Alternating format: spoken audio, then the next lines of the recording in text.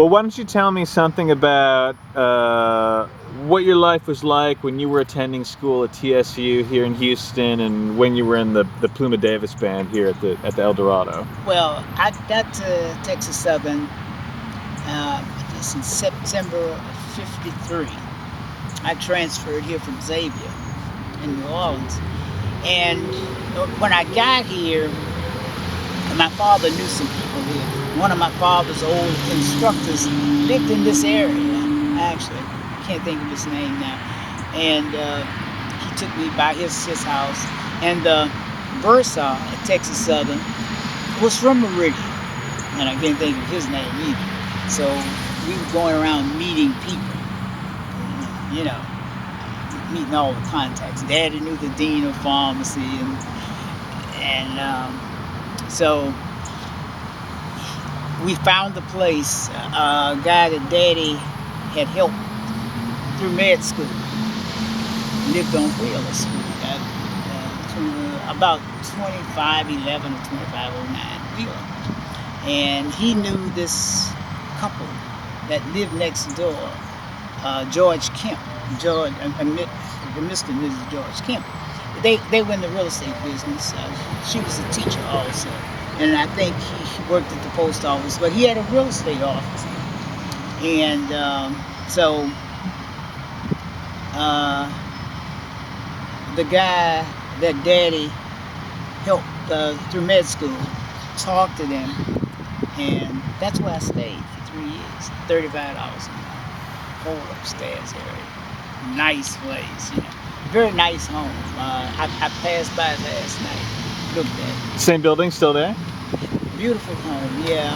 But the neighborhood was just really cheap.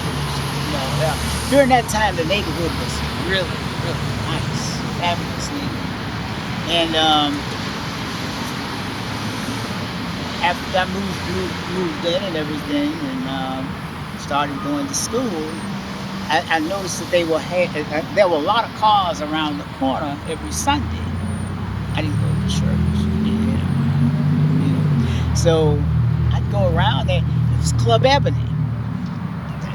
That was a drugstore on the corner of Wheeler and Dower. So I met him. I mean, every place I go, I always meet the pharmacist. So I went in and talked to him. His daughter was going to pharmacy school. She had just finished pharmacy school. So I met them. I'd always stop by and talk. But on Sundays, Club Ebony.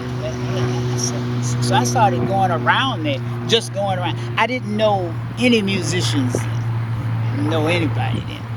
And I just started going around, meeting the musicians and everything.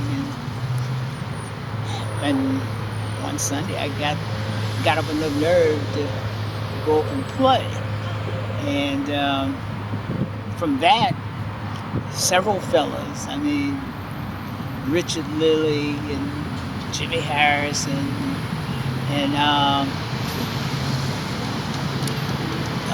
the lady that played the wife on Bill Cosby's show.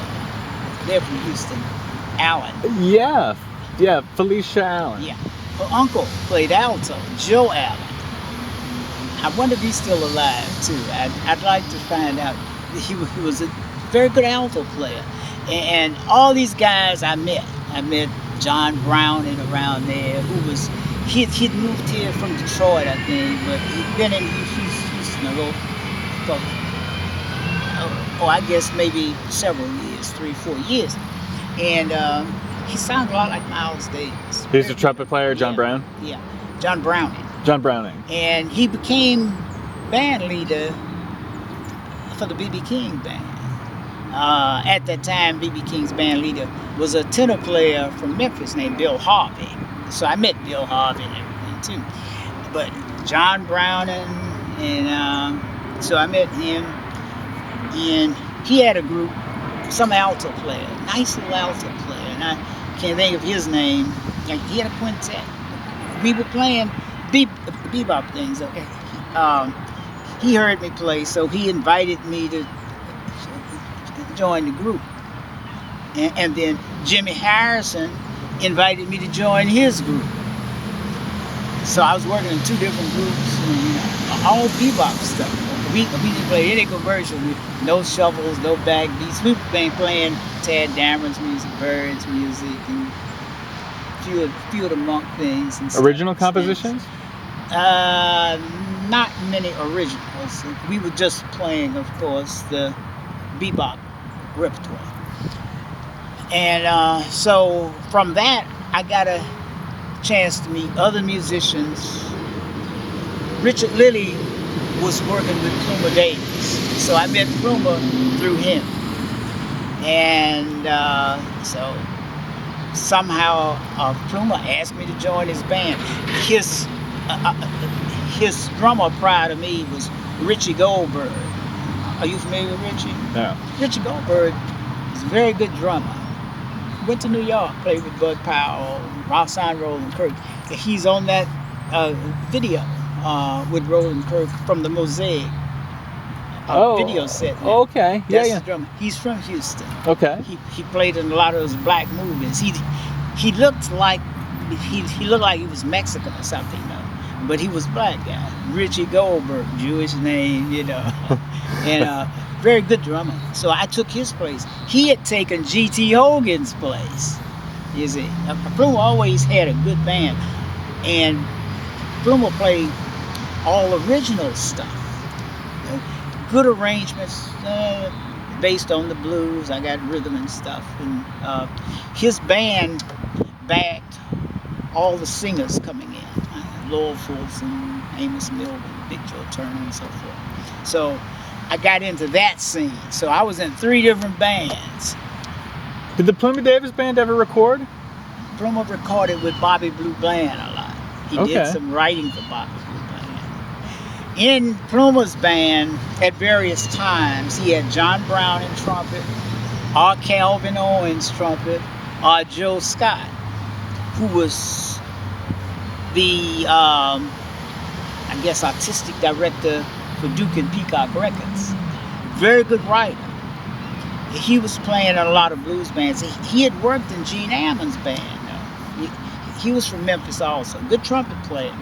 He was close friend to kids. Good arranger.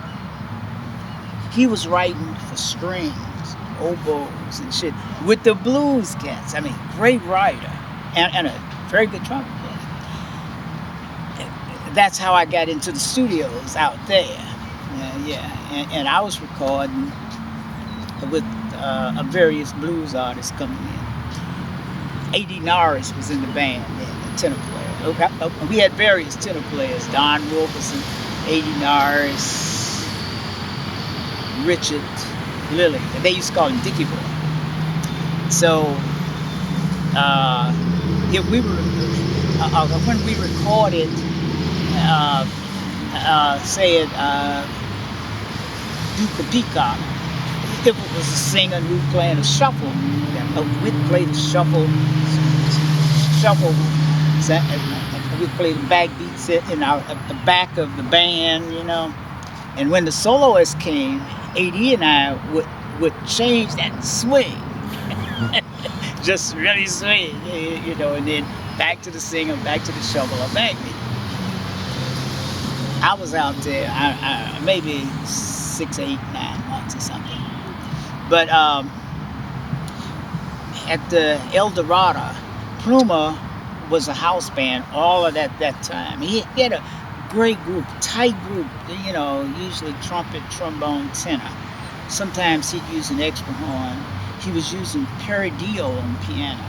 Perry was from the neighborhood too. Perry was probably the most modern musician in Houston. He was a cross between Bud Powell and Monk. Okay. He was so weird, he was wearing overcoats in the summer. Whatever happened to him, do you know? He died early.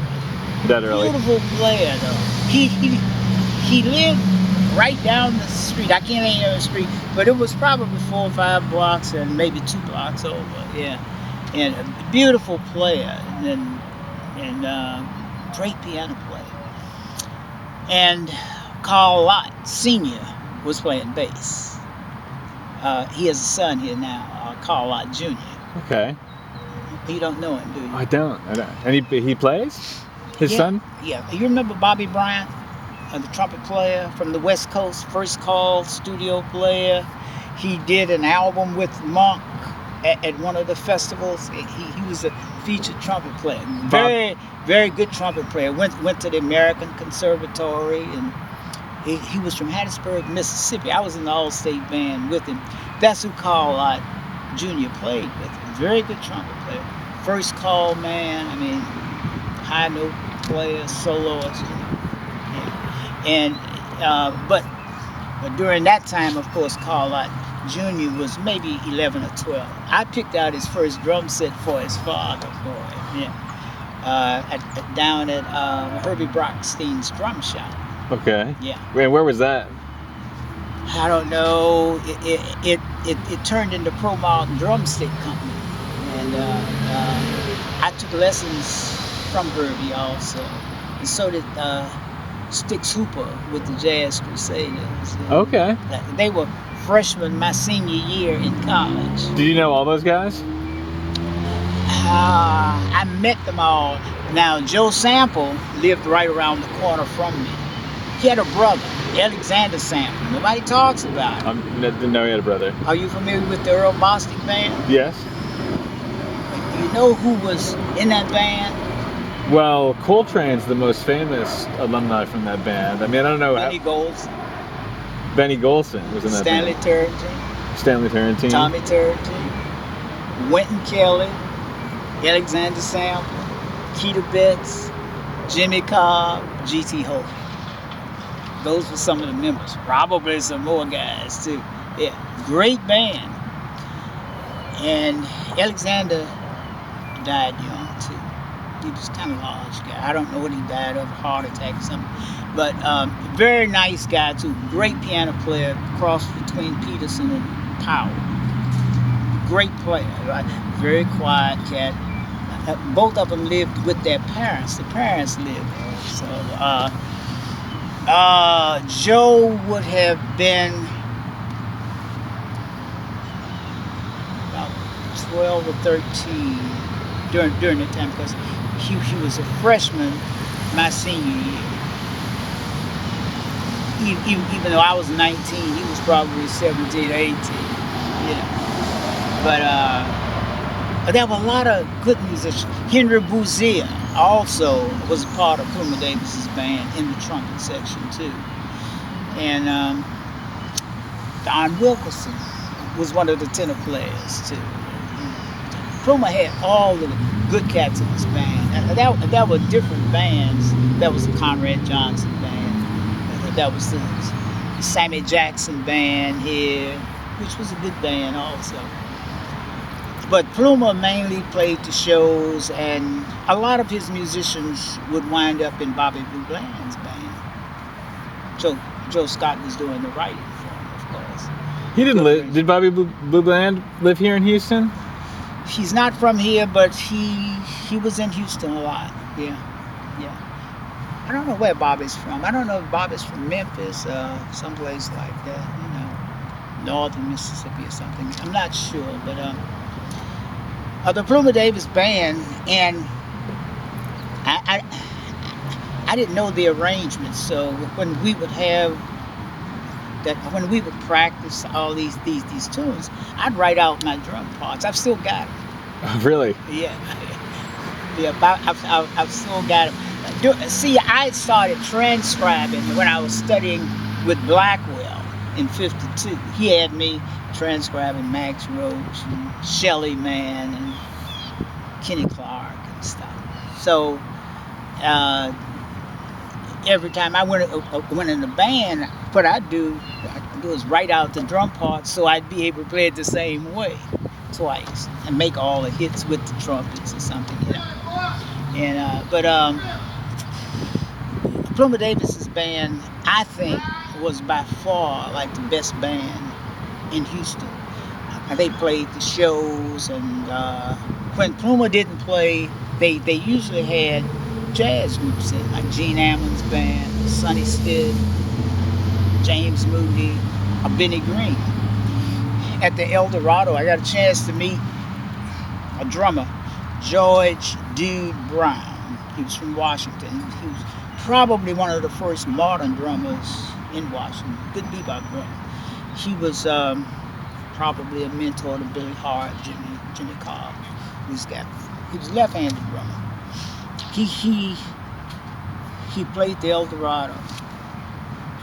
That was where the bandstand was, right in between those two windows.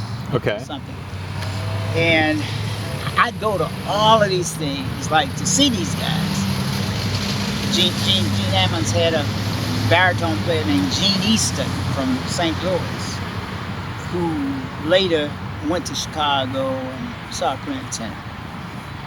Played with Newhall for a quick minute. Very popular tenor player, very good tenor player. And George Dude Brown was playing drums, left-handed drummer. Yeah, snare and a bass. And that's it? Sound like hard play, you know. So I started talking to him. And what I do is carry him to dinner and get a drum lesson every time he'd come to town. And he came, I don't know, 3 or 4 times. So I was around him. And then James Moody would come to town. James Moody had a drummer from Boston, Clarence Johnston. Johnston, Clarence. He's been a mentor to Jack DeJohnette, and he sounds as though, and I talked to him a lot. I don't know if he went to school with Roy Haynes and Alan Dawson, but I think he did. Very clean drummer. He's on some Blue Note things, but he always made records with Sonny Stitt and Red Holloway and cats like that. He moved from Boston, of course, to Los Angeles. He was doing some studio work out there. So, he always brought a trunk full of drum books. He was practicing. He had beautiful hands. George Dude Brown was just the opposite. He was like a natural drummer, but he could swing and play. Clarence Johnston was quite articulate. I mean, his rudiments and stuff. He's the one who taught me how to play the paradiddle. I'd been scuffling with it. Blackwell taught me how to read and transcribe mainly. So I was listening to Mac. So I had pretty good ears then, so I could play a lot of Max Roach's licks. But I was trying to play the paradiddle. I had problems with it. I guess for maybe a year or so. And I took some lessons from him, and he showed me how to play that paradiddle. And within 2 weeks, I was playing it fast. But it was a way that I hadn't even thought about. That's why everybody needs a good private instructor. It saves so much time. So much time. And he had a lot of little tricks. He played from his fulcrum, in between his thumb and first finger. Yeah, very strong play. And but in each section of the country, like Northeast, Midwest, South, West, I could tell where they were from. Each section probably stressed working out. Most of those guys had some kind of private instruction. They used certain books. That was the Northeast. I could always tell the Boston drummers from the New York drummers, from the Detroit drummers, from the Chicago drummers, the St. Louis drummers. I could always do that just because of the books that they'd studied out of. And that was Clarence Johnston. And Benny Green came here with Charlie Rouse and Paul Chambers. Paul was my age. I think that was his first road trip. He had previously played with Paul Quinochet. You remember? Yeah. And that was his first big job. Then he was with Benny Green and Charlie Rouse. And Benny Green had a drummer from Newark, New Jersey also, Chink Williams, who used to play with Moody during the summer months. He was a school teacher. He only played during the summer months. And Chink Williams, and he was from there. Newark drummers are another type of drummer too. Very good drummers, very good readers, very good technicians. Charlie Persett is from there, of course. I was reading in the Sun Ra book, there's a quote from you that when you went to work for Sonny in Chicago, he told you that he wanted a Mississippi drummer with a Mississippi feel. If I could, he asked me, could I play the shuffle? That's what he first asked me. I played a job. I'm trying to think. Yeah, with a tenor player, John. No, not John Neely. But, oh God, isn't it? John Tenzie. John Tenzie. It was a job on the west side, and John Tenzie and Sun Ra. I didn't know Sun Ra. I just saw this piano player wearing a cape, playing a piano. And the bass player was a female bassist, good female bassist. There were 2 or 3 in Chicago. One was Betty Dupree. It wasn't Betty. I can't think of her name either. But let's see. Yeah, it was a quartet. We were playing for a dance. And he asked me where I was from and everything. We just started talking. I didn't know him, he didn't know me. It was a put together group. So I told him I was from Mississippi. And I was relatively new there then. This would have been early 59, I guess. Early 59. I think I got there around Christmas of 58. That's a whole nother story. My first night there, that's a whole nother story. But anyway, Sun Ra asked me where I was from. I said Mississippi. So he said, I know you can play the shuffle. I said, yeah, play the shuffle. I played in a lot of rhythm and blues bands. I was playing jazz then. That's another story too. Clean Head Vincent actually comes into that. It just reminded me to tell you about Clean Head and I mentioned something else. What was it? About another story. Your first night in Chicago. Yeah. Don't forget those 2. But anyway, so I told him, yeah, sure, I can play a shuffle. So he asked me to come to one of his rehearsals. He was rehearsing someplace up around 63rd Street in Chicago, off of Cottage Grove, I think it was. So I went and I saw 4, 5, 6 guys sitting out there. Of course, the band was there practicing. A trumpet player named Hope Dodson, and trombone player named Bo Bailey, I think at that time. Jim Spaulding, Marshall Allen, John Gilmore, Pat Patrick, and Ronnie Boykins, bass. So I got up and played. He said, yeah.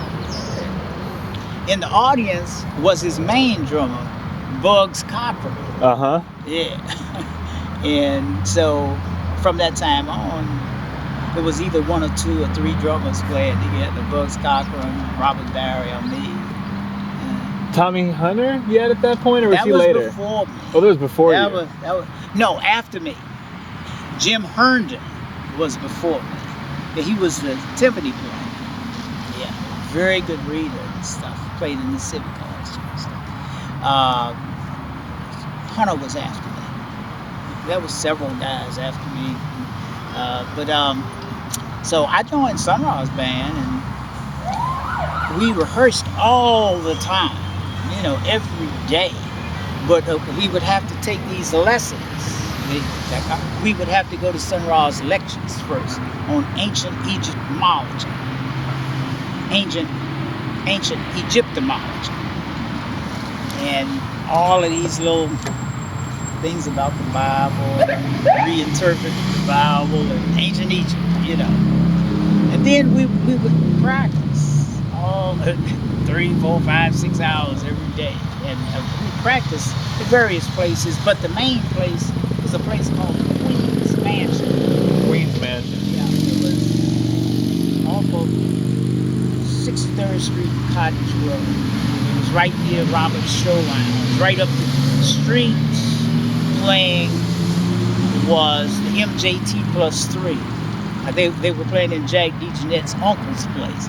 Jack DeJohnette's uncle he was club owner. I think had ownership in a radio station, and big in politics. Yeah, he had a club up there. So that's a group with Walter Perkins. Walter Perkins, Bob Cranshaw. At that time, Muhal was playing piano. George Colvin, Booker Bill. Nicky Hill might have been the tenor player. Yeah, Nicky Hill, another great tenor player from Chicago. I can write everything I play. And it shouldn't be that way. However, I do take some chances from time to time. I just not playing as much as I wish I could play. Yeah. You get leery. You don't want to make mistakes. You don't know who's watching you. You gotta have it together, you know. But the bottom line always is to swing, be loose. That's the main thing. And with William and Kid, I can damn near play anything at any time. If I'm playing in a monk bass, which I do play a lot of monks music, I use a snare and a bass drum and 2 cymbals. I use hi-hats, so as not to cloud up monks music. And I do a lot of snare drum work. Mm-hmm. The older drummers were snare drummers. I always like to call them snare drummers. Kenny Clark, Max, Billy Joe Jones. Boy, they were snare drummers. They could play the snare drum and make it swing. I saw Alvin with Train, with snare and bass one night. Didn't miss the tom toms. I've seen Philly Joe snare and bass. Billy Higgins made some of those Blue Note dates with snare and bass. Kenny Clark made a lot of dates snare and bass. And yeah. Younger drummers, I'm sure that they could do it. They have all kinds of technique, but and not all of them, but a lot of them. And I don't know if it's the environment, but there's a different swing in the air. Different swing. One of the reasons is that they haven't been mentored by older musicians. I try to tell all young cats, if they're 20, 21, 22, 23, go find yourself some older guys to play with. I know you'll think that they aren't as hip as they should be, but those are the hip ones, believe me. Mm-hmm. Those are the hip ones. Guys now can play just about anything on their horns, but they don't have that heart. And now, I didn't feel this way a long time ago either. I didn't feel this way. Every time I jumped on the kit, I wanted to play fast. I wanted to play all the stuff in the world, and I was doing some studio work once, busy. Shit, I said, God, I really sound good. It's all over the drums. And listen to the playback. God, shit ain't swinging. And that's when I decided to go back to Kenny Clark and see how he comped in back of solos. When I went back and listened to Billy Higgins, a lot of those Blue Note things. I have most of Billy's stuff. I have most of Kenny's stuff. And then I said, well, I need to go back and listen to see how Alvin's busy. I used to see him all the time in Chicago. All the time. He and Train. He'd be busy. But he wasn't busy, and he wasn't in the way.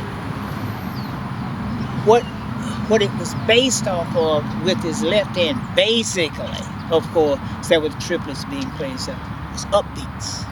Very few downbeats. Uh-huh. Upbeats, gives the music that push. You don't have to play anything but damn, that. I heard Billy Higgins play that thing for 4 bars once. Just the upbeats playing in the back of, I don't know if it was Jack McLean or Lee Morgan or somebody, but just those upbeats. Now, that was something my brother told me years ago. Man, I really love Elvin and Keith Rock. And he told me, play upbeats. He was a funny guy, but he knew what he wanted and he knew what he liked. He loved Elvin. Man, Elvin's got that thrust in his playing. And the thrust is the upbeat. So everybody's got a heartbeat. There's PQRST curve. But all of them, it's like a fingerprint though. Not all of them are exactly the same. There's a little variance. That's your time. That's your beat. That's your beat. And some cats play in back of the beat, some cats play right on the beat, some cats play on top of the beat. It's not about that. It's playing when you got the real time written on paper, playing on the 1 and 2 and 3 and, yeah, instead of 1, 2, 3, 4, 1 and 2 and 3 and 4 and, yeah, and knowing how to end that after you get to a phrase. One of the things I like to stress to students also is playing in phrases. You have to breathe. It's like being a trumpet player. You just don't keep playing stuff. It's like a peak in the valley, climax, peak in the valley, up and down and down. If you listen to Art Blakey record, perfect example. That first 16 bars, you ain't gonna hear him play nothing but time. Practically nothing. And then he gets a little busy, and more busy, until it reaches a climax. And then he starts another chorus. It's the same thing. Building. Older drummers were good at that. Art Blakey's a great example of that. Certain cats play on a certain level all the time. Billy Higgins does that, but he's playing those upbeats and his little phrases. I mean, Elvin's probably thinking in 3 against 4 all the time. You know, triplets on triplets, in triplets and stuff. That's hard, but I mean, if you noticed last night, I was playing triplets with my left hand and upbeats on my bass drum. Yeah.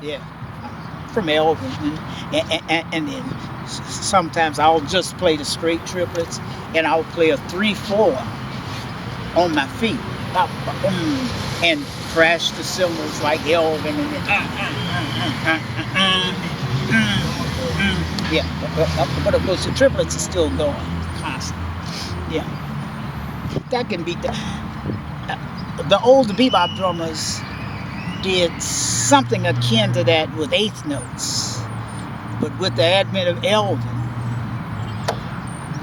first drum I heard really use the triplet thing a lot was a drummer named Willie Jones. Are you familiar with Willie Jones? I don't think I know Willie Jones. You remember Pithy Controversy Rectus? Yes. You remember Friday the 13th? Yeah. That's Willie Jones. Oh, okay. He was a student of Max Roach. Max Roach only had a couple of students. Lenny McBrown, who was a big influence on Billy Higgins later on, and Willie Jones. He used to sub for Max with Clifford Brown and Sonny Rollins. He didn't take the solos, but he played those arrangements pretty much like Max. I have some tapes of those things, you know. Yeah. But Willie Jones was. If you listen to Friday the 13th, go back and listen to it closely. You'll hear the triplet thing being played not as prevalent as Alvin, but that was the first time I had heard that from the New York drummers before Alvin got to town. All right. Friday the 13th. I'm gonna get that out tonight. Prestige. Well, what do you think? Should we split and move on to the museum? Whatever. I mean, we've had a nice Whatever. overview of modern drum history here. This is even better than I expected. This is just part. I've enjoyed this. Man, there's so much. I haven't told you about the whole history of Kitty Clark. You know, that's a whole story itself. Look, I got a chance to know. Look, I have Fluke's teaching books. I got a chance to meet Fluke. Clifford Jordan was playing with him at the Jazz Showcase. He and Al Haig and Wilbur Ware. Can you imagine that group? Real Beaver. And that was the time I was working with Cliff when he was coming down south, you know, and everything. And I had just played with Clifford and Muhall and Joe Jennings and London Branch in Meridian, Mississippi. And he was doing a workshop clinic down at Kids School. And he called me and said, there's a tenor there's an alto saxophonist down here that's getting ready to quit playing saxophone. He got nobody to play with. Go down there and play with him. And that's how I met Kid. That's how you met Kid. That's a whole nother long story too. Yeah. Well, That was through Cliff Jordan.